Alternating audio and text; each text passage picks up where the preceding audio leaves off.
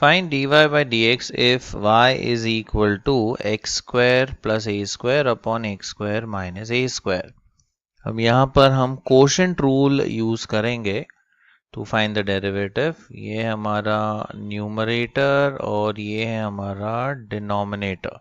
अब quotient rule होता है denominator into derivative of numerator minus numerator into derivative of denominator upon denominator square.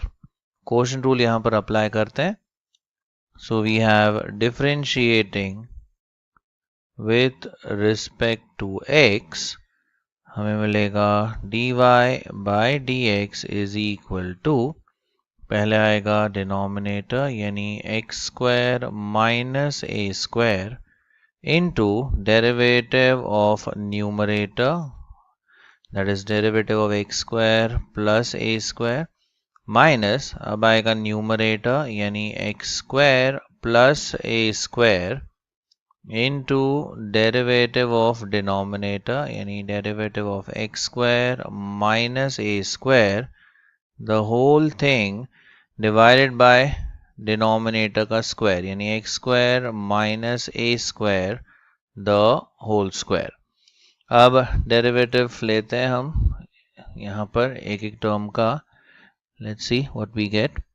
ये bracket तो as it is रहेगा यानी x square minus a square into यहाँ पर ये दो टर्म्स का डेरिवेटिव, एक्स स्क्वायर का डेरिवेटिव आएगा 2x एंड ए स्क्वायर तो कांस्टेंट है तो उसका डेरिवेटिव हो जाएगा 0.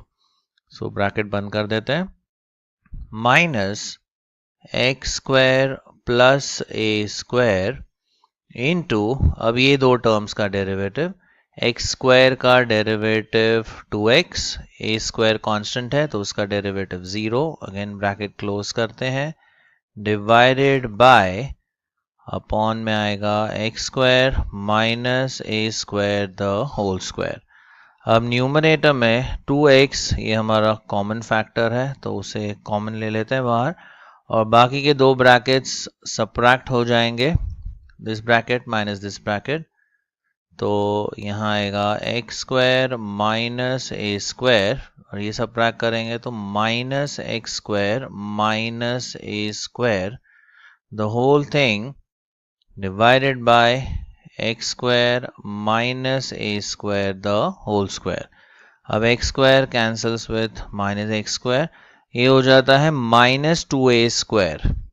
सो 2x into minus 2a square divided by x square minus a square the whole square. So finally ये मल्टीप्लाई हो जाएगा तो जाएगा minus 4a square x upon x square minus a square the whole square. So this is the value for dy by dx.